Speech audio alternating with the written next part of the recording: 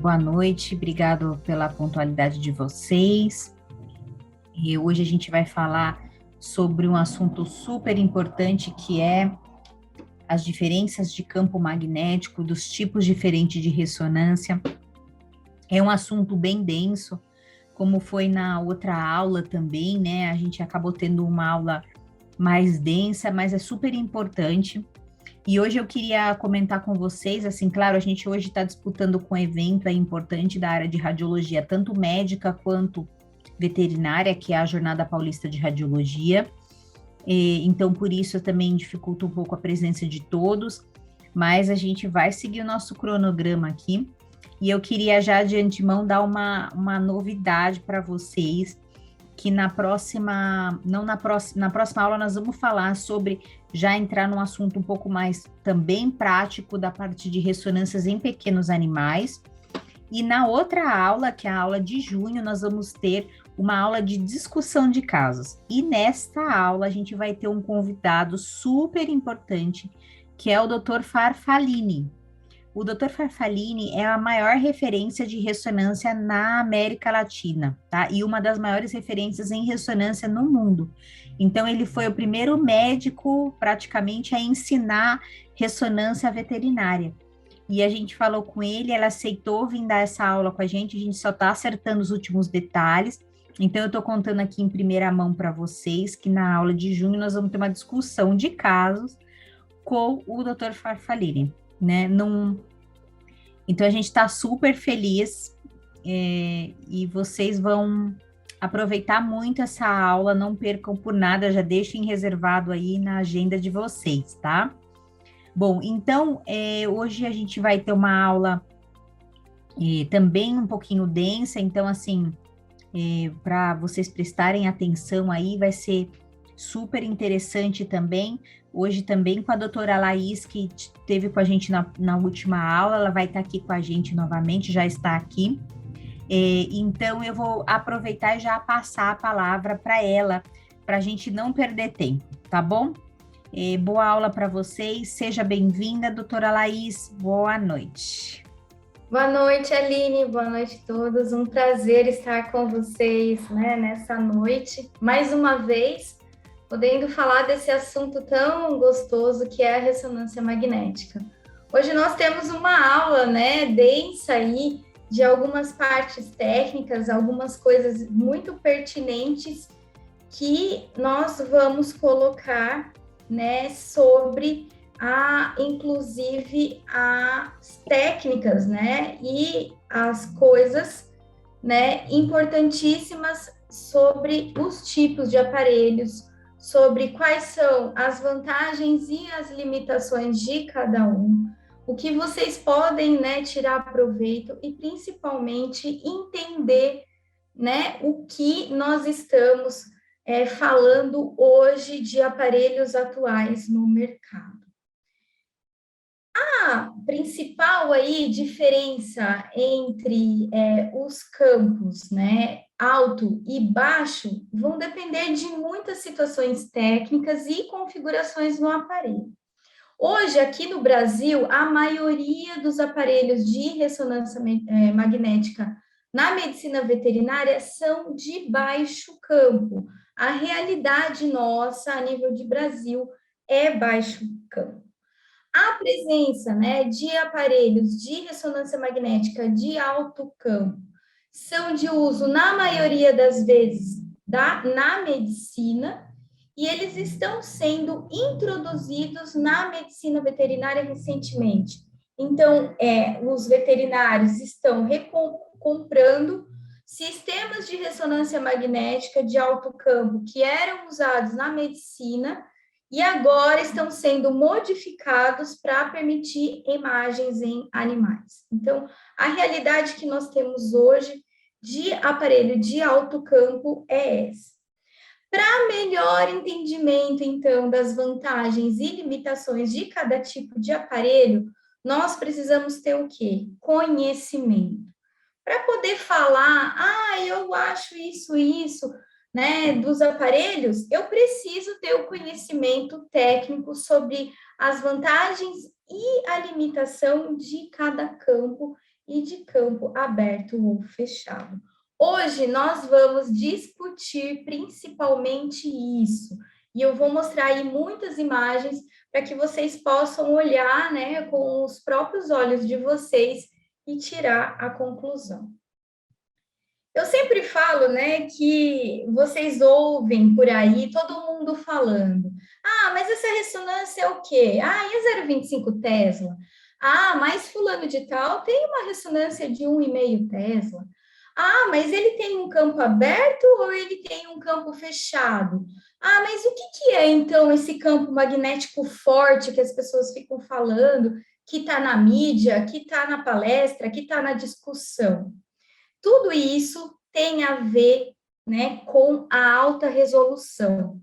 Então, tem uma alta resolução? Não tem? Qual é o tipo de magneto? Tudo isso depende das características dos aparelhos.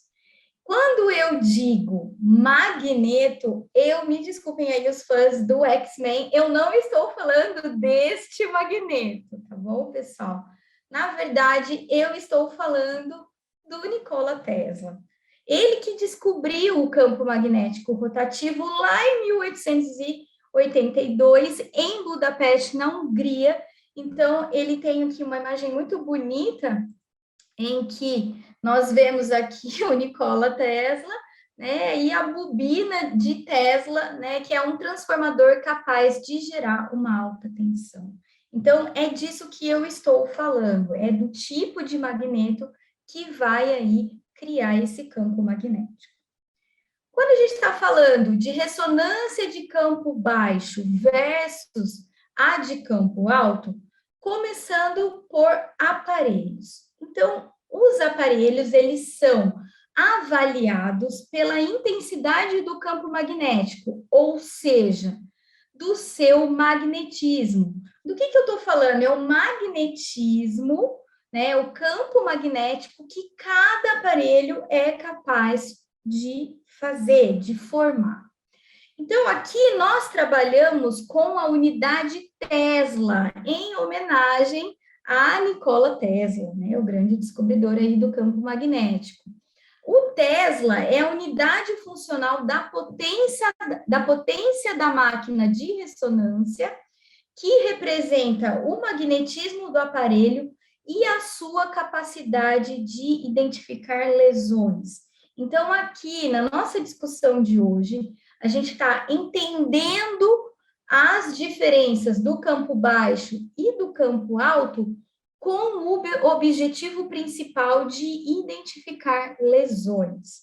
Na medicina veterinária, a gente faz, né, a indicação desse exame para identificar lesões. Os equipamentos de ressonância, eles podem ter uma variedade de potência e possuem um forte campo magnético que varia de 0,2 Tesla a 3 Tesla, ou seja, na Terra, né, aqui, o campo gravitacional é de 0,05 Tesla. Então, comparem com a quantidade de Tesla que nós somos capaz de gerar com esses aparelhos.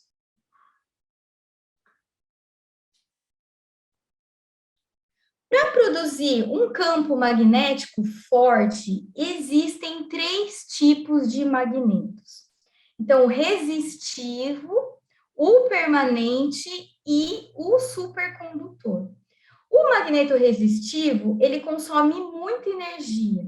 Ele tem um campo magnético de 0,25 Tesla a meio Tesla, e esse magneto, ele pode ser desligado, já que ele consome muita energia. Então, ele é ligado somente quando inicia a rotina dentro da clínica. O magneto permanente, ele está sempre ligado. Ele é formado de peças que ficam magnetizadas e que juntas formam o campo magnético principal. Essa tecnologia, ela tem uma manutenção mais econômica e a força desse campo é normalmente, né, 0,3 Tesla a 1 Tesla. Esses aparelhos que têm esses dois tipos de magnetos são chamados de baixo campo. O magneto chamado de supercondutor, ele forma campos magnéticos muito altos, variando de 0,5 Tesla e a 3 Tesla, e não devem ser desligados. Aparelhos que têm, então, esse magneto supercondutor, ele é chamado de um aparelho de alto campo. Esses equipamentos são mais caros para aquisição e também para manutenção. Nós vamos conversar disso um pouquinho mais lá na frente. Como o tema, né, do nosso Masterclass é sobre o futuro do diagnóstico por imagem, então, falando um pouco do futuro, hoje a gente já tem aparelhos que têm o ultra alto campo, que são aparelhos acima de 7 Tesla. Então, existem aparelhos de 9 Tesla, de 11 Tesla, já, né, feitos, né, em clínicas e institutos, tá? Já utilizados. Como eu posso dizer para vocês que nós temos um aparelho de 7 Tesla, ele é chamado de magneto, ele está lá no campus da Universidade da USP, e ele é um aparelho em que está sendo feito um projeto chamado Uso de Modernas Técnicas de Autópsia na Investigação de Doenças Humanas. O que seria isso? É a autópsia minimamente invasiva, onde nós usamos esse aparelho de 7 Tesla para fazer a investigação de doenças em corpos, né, que já estão, né, para fazer a necrópsia, ok? Então, nós não temos a aplicação desse exame para em vivo, para pessoas vivo, né, e posteriormente para animais. Eu trouxe aqui para vocês um vídeo da FAPESP, da divulgação, então, deste aparelho.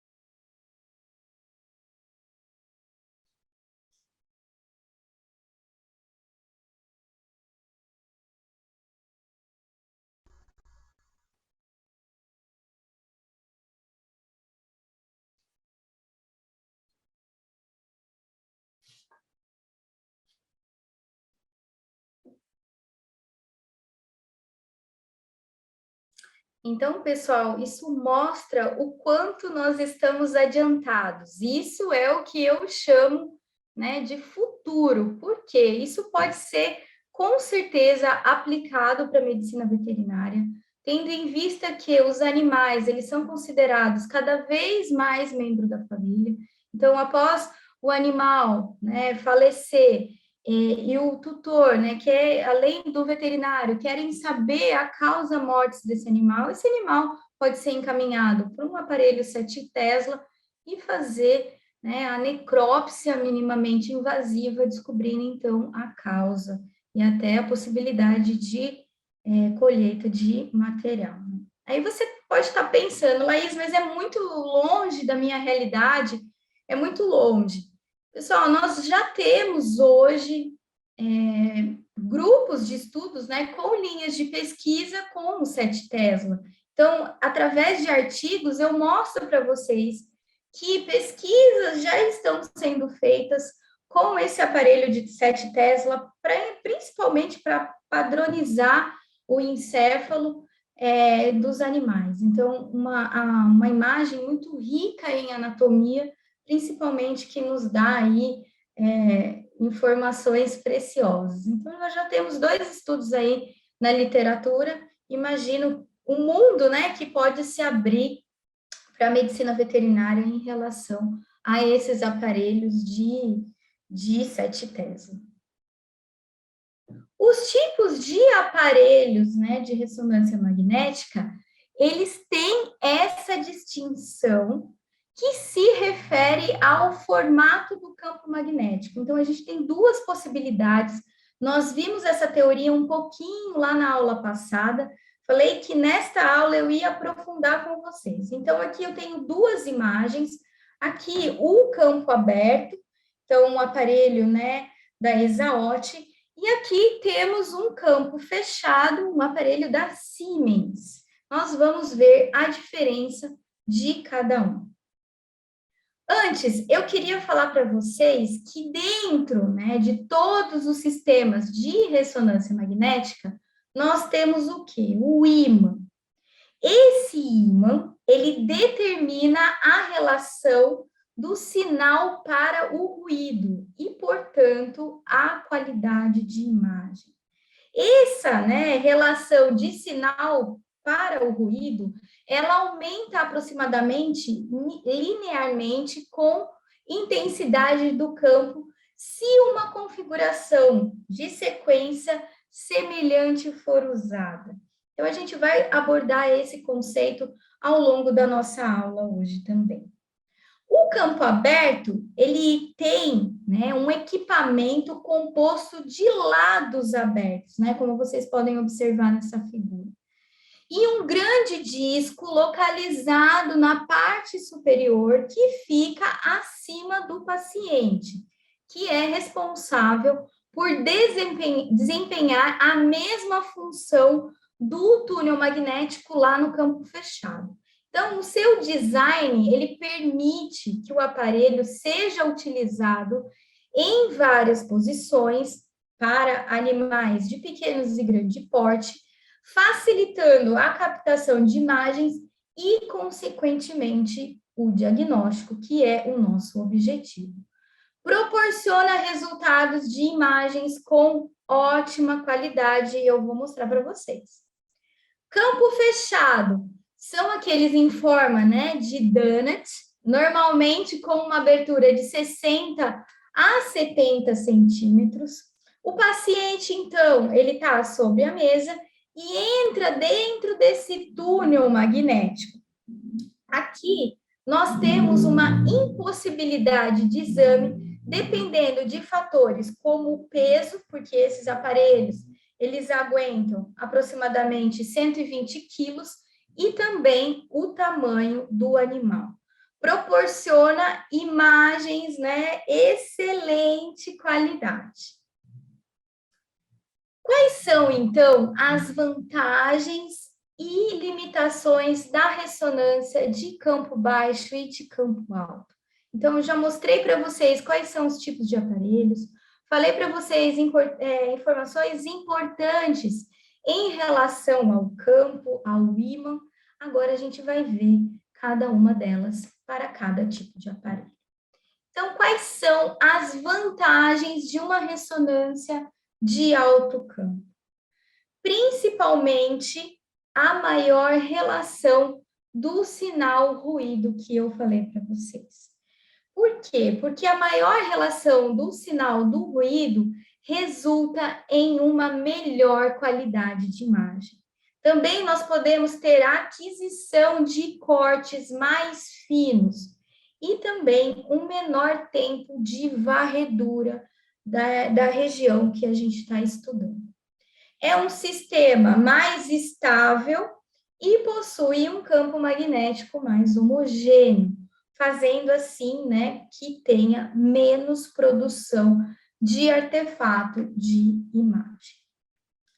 A vantagem principal da ressonância de alto campo é que nós podemos fazer, através de softwares, a produção de imagens ponderadas em difusão, a espectrografia por ressonância magnética, imagem com tensor de difusão, imagem paralelas e rastreamento do fluxo do líquido cefalorictiano, que são recursos aplicáveis, né, para esses aparelhos de alto campo, que possuem um campo magnético forte. Quais são, então, as limitações de um campo alto? Então, aqui eu estou falando principalmente dos aparelhos anestésicos específicos. Falei na aula passada, falo de novo, né, aqui nessa aula que nós estamos juntos, que no final nós temos uma aula só da parte anestésica, onde vocês vão aprender, né, profundamente todas essas partes técnicas para a realização da anestesia na ressonância magnética.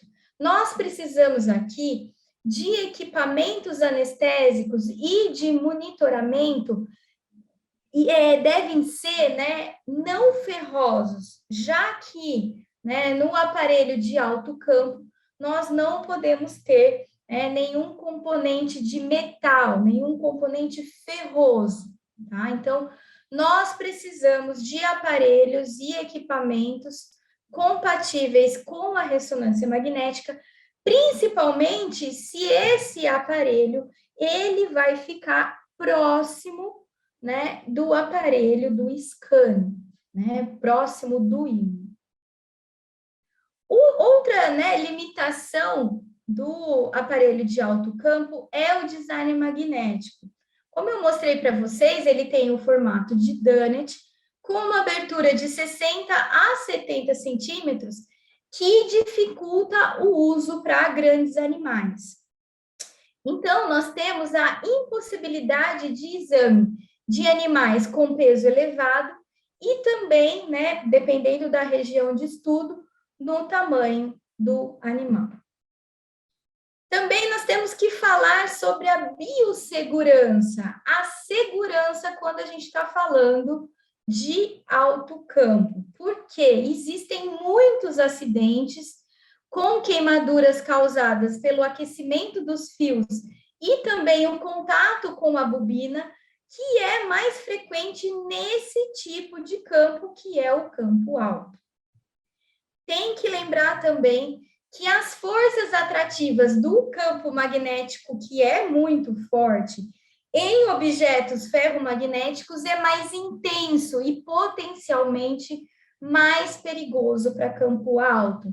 Então, lembrando aí da parte dos anestesistas, né, do tricótomo, da lâmina, né, de tricotomia, de calculadora, que podem ser sugados aí para dentro do aparelho de ressonância magnética. Aqui, a principal limitação também é o custo. O investimento é muito elevado na compra de um scanner de alto campo. Vocês vão ter, na última aula do nosso Masterclass, nós vamos conversar exatamente sobre isso. Então, aqui eu estou adiantando para vocês que o investimento que o médico veterinário vai fazer na compra de um scanner alto é grande. Lembrando que nós vamos adquirir um aparelho de alto campo e vamos ter a necessidade de fazer a manutenção periodicamente desse aparelho. A manutenção de um aparelho de alto campo, ela é feita por criogênio, tá? Que é uma substância cara. Então, a manutenção também é levada no alto campo. Falando um pouquinho agora de baixo campo, então, aparelhos de baixo campo.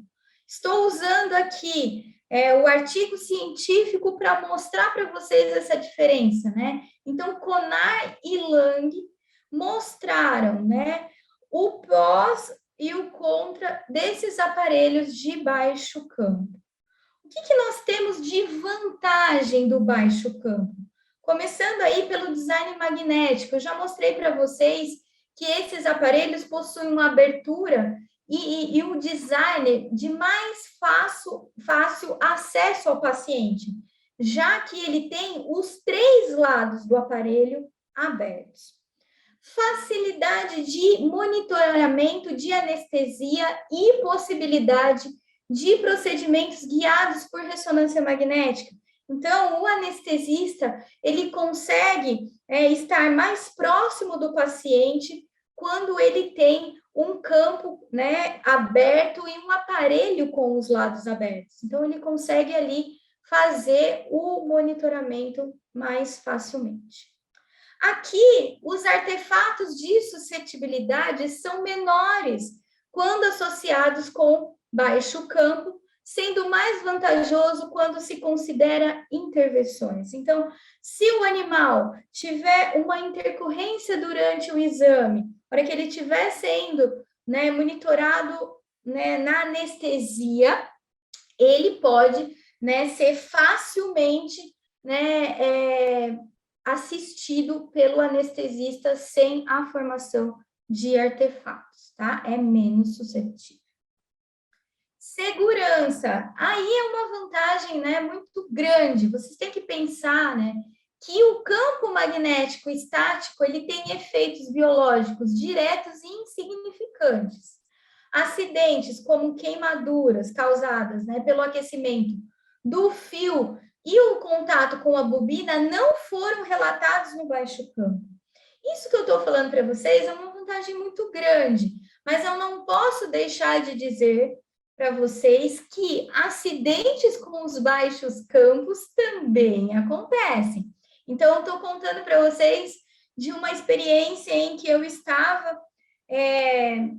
fazendo, junto com os demais colegas, um exame de ressonância magnética, e um estagiário do anestesista, sem muita experiência daquele ambiente em que ele estava, né, não sabia, talvez, né, da influência, né, do campo magnético, ele foi muito próximo do animal para fazer a tricotomia, próximo principalmente do ímã, e o tricótomo foi puxado para o aparelho, e as pessoas ficaram muito surpresas.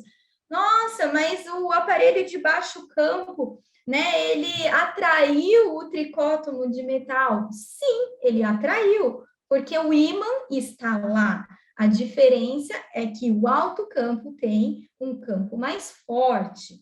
Então, isso não impede de que acidentes, quando você está muito mais próximo do aparelho, não aconteçam. Então, tem que ter cuidado. É a biossegurança das pessoas que estão ali envolvidas no exame.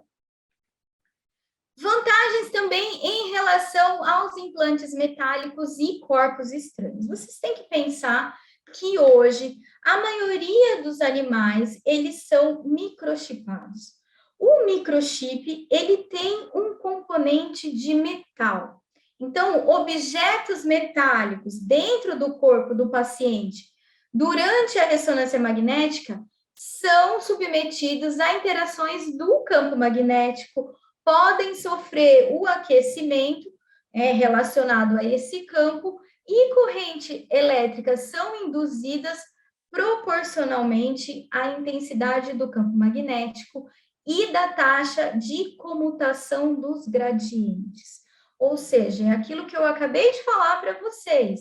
Então, não é porque é um baixo campo que não vai puxar. Objetos aqui, né, no baixo campo, eles não formam, eles tendem a formar menos lesões, ok? Aqui no baixo campo, a gente se preocupa mais com o implante metálico, o chip, o microchip, criando, né, a produção de artefato do que uma lesão, né, no animal, por exemplo, de aquecimento ou do contato, né, desse local com a bobina. Isso é uma vantagem muito grande, tendo em vista que a maioria dos nossos animais, eles são microchipados.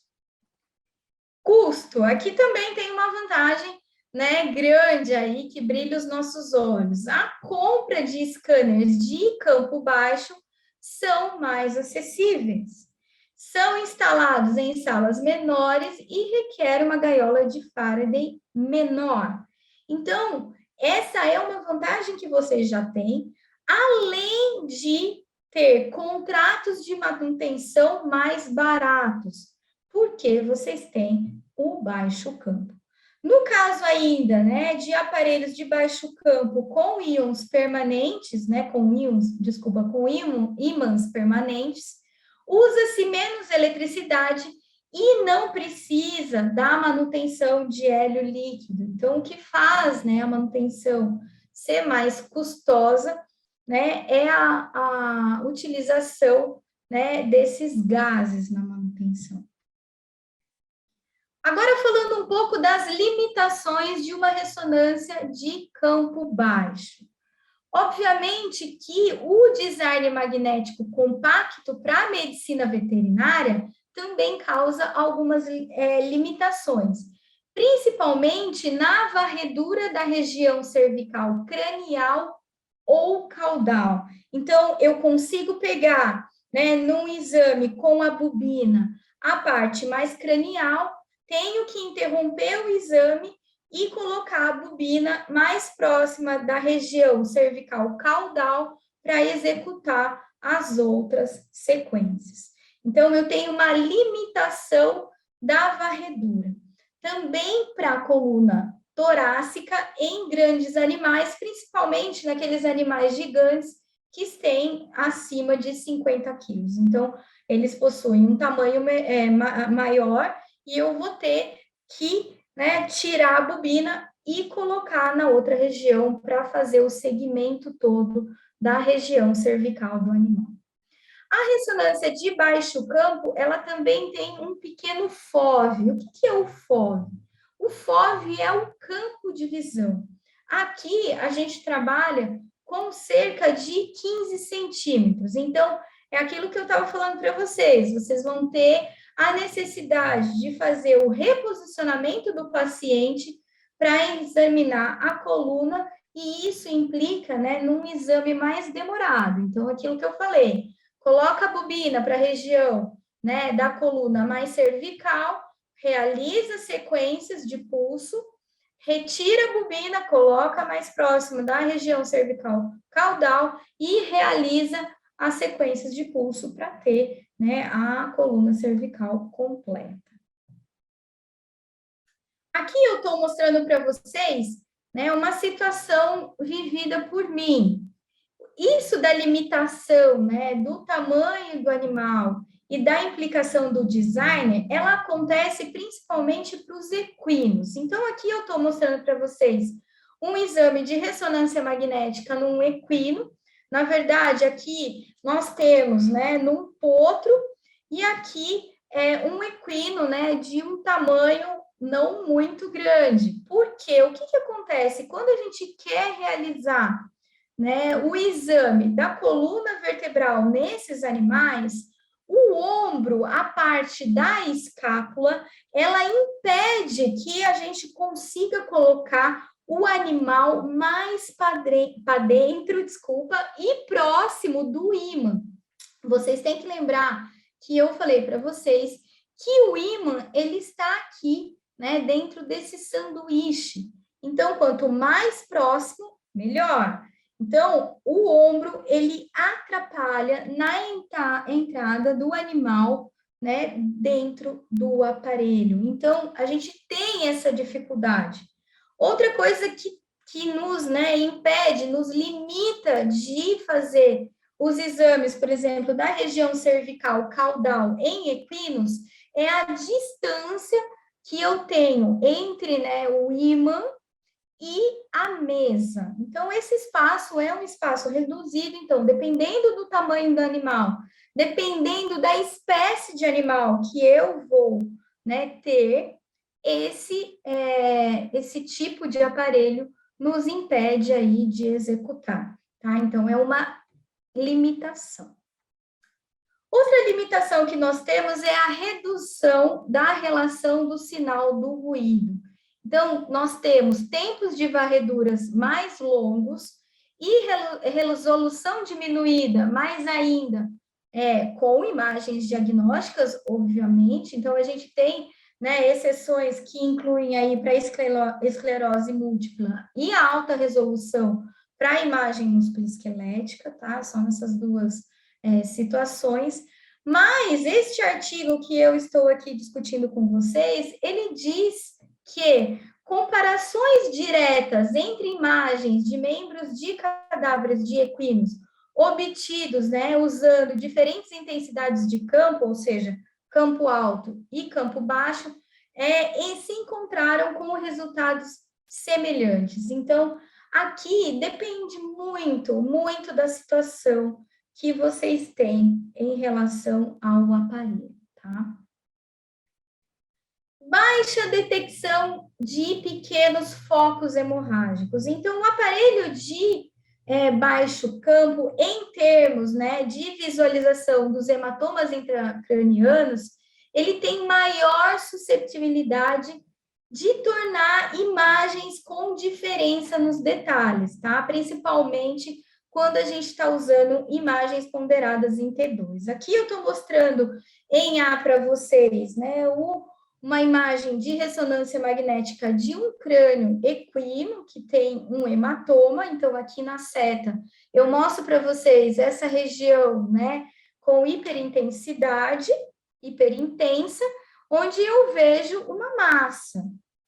Quando eu utilizo, né, nós conversamos um pouquinho na aula passada das imagens, né, em gradiente eco, eu tenho a possibilidade de ver com um pouquinho melhor uma ausência de sinal dentro da lesão associada à presença de degradação do sangue. Então, eu consigo ver um hipossinal dentro dessa região aqui, que pode me indicar principalmente uma necrose. Então, eu tenho essa limitação entre uma sequência e outra. Outra, né, limitação do aparelho de baixo campo são os artefatos. Então, aqui eu tenho a formação de alguns artefatos, né, e tenho artefatos principalmente, né, de suscetibilidade nas proximidades de interfaces de ar ou tecidos ósseos ou nos implantes. Então, aqui, né, eu tenho a formação, porém, o campo baixo, ele é mais susceptível ao artefato de movimento, ao artefato de truncamento e ao artefato de volume, tá? Então, estou colocando um exemplo para vocês observarem. Aqui eu tenho, né, uma imagem STIR, onde aqui eu tenho menos, né, o artefato do microchip, e aqui eu tenho uma sequência gradiente eco STIR com uma maior susceptibilidade do artefato de microchip. Então, dependendo da sequência que eu estou utilizando, eu tenho mais susceptibilidade de formar o artefato e, em algumas sequências, menos formação de artefatos, ok? Então, tudo isso nos mostra a escolha, depende da escolha que eu fiz da sequência para aquele animal. Agora eu vou falar um pouquinho com vocês das imagens por ressonância magnética no baixo campo, comparando com o alto campo na medicina veterinária. Começando com um artigo de equino que comparou o alto campo com o baixo campo para membros do cavalo, ok? Então, aqui em A, eu tenho uma imagem em campo alto e aqui uma imagem em campo baixo. Então, o que eu quero que vocês observem? Essa imagem, ele está em corte a nível do osso navicular, como vocês estão observando aqui, e a lesão que eu estou, observando na seta é uma lesão focal no aspecto dorsal do tendão flexor digital profundo, aqui próximo à região do osso navicular. Então, aqui na imagem de campo alto, eu observo, uma região com hipersinal, e aqui na imagem de baixo campo, consigo observar a mesma lesão. Então, observo aqui o hipersinal. O que eu chamo aqui para vocês, estão começando nesse mundo, por isso que a ressonância magnética é padrão ouro para os equinos, porque lesões, que provavelmente não seriam identificadas, por exemplo, nas outras modalidades diagnósticas, aqui, por mais que ela seja, focal, eu consigo, através do exame de ressonância magnética, fazer a identificação. Então, em ambos os campos, eu consigo identificar essa lesão.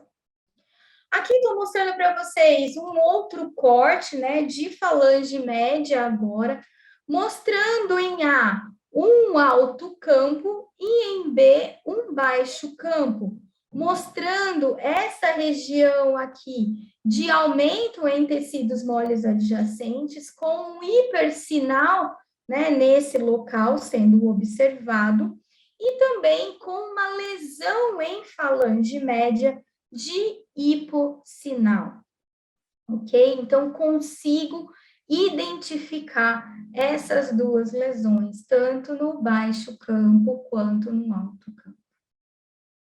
Eu trouxe aqui para vocês, talvez, o que seja mais difícil, quando a gente conversa na comparação do alto campo com o baixo campo. Quando a gente fala, de equinos, no baixo campo, a gente dificilmente consegue fazer a avaliação da cartilagem. Então, aqui eu estou mostrando, o mesmo animal no alto campo e no baixo campo, e no alto campo eu consigo ver a lesão na cartilagem. E essa imagem no baixo campo, ela fica sem estar sinalizada, ok? Então, se vocês me perguntassem, mas Laís, qual que é, a maior limitação aí? A maior limitação é para cartilagem, porque para as outras afecções, as duas modalidades são super satisfatórias. Então, a gente tem que lançar mão de recursos de outras sequências para a gente conseguir avaliar a cartilagem. Falando um pouquinho agora de pequenos animais, então estou mostrando aqui para vocês imagens de ressonância magnética de crânio de cão. Esse cão, ele apresenta hidrocefalia. Então, aqui eu estou mostrando para vocês duas imagens realizadas com o aparelho de baixo campo e a mesma enfermidade no alto campo. Então, comparem essas duas resoluções. Olhem para as imagens, prestem atenção na riqueza de detalhes, tanto no corte transversal quanto no corte sagital. Tá? Então, aqui nós temos, 1 Tesla versus 0,25 Tesla. Mostrando agora para vocês, para a parte de neoplasia. Então, aqui nós temos imagens de ressonância magnética do crânio de cão. Então, aqui nós temos imagens realizadas, com baixo campo, E aqui, imagens realizadas com alto campo. A neoplasia em questão das imagens aqui é o astrocitoma. Então, vocês conseguem ver em ambas as imagens que as lesões, elas fazem aí contato com as meninges. Então, vocês conseguem avaliar esse detalhe com bastante, né, visualização nos dois tipos de campo.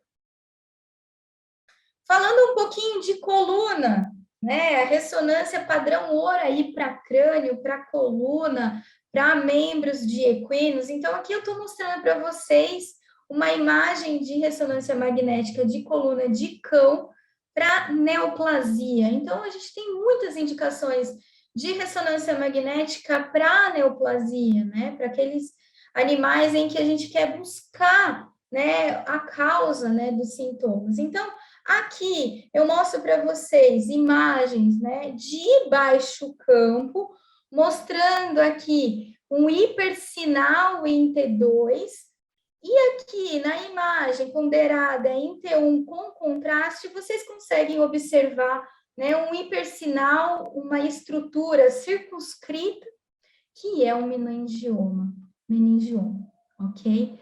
Na imagem aqui, vocês têm, né, em alto campo, então, estou mostrando para vocês aqui na T2 um hipossinal, e na STIR já tenho um hipersinal. E quando foi utilizado o contraste, esse animal, né, foi positivo, então, é um linfoma. Eu quero lembrar aqui para vocês que nós estamos avaliando as imagens dos animais. As imagens, elas são sugestivas da patologia. Lembrando que aqui eu preciso, né, para casos principalmente de neoplasia, a realização da biópsia para mostrar que, né, o caso é a neoplasia específica, ok? As imagens, elas contribuem para que a gente tenha um padrão e uma suspeita, né, de qual neoplasia, de qual tipo de neoplasia, ok?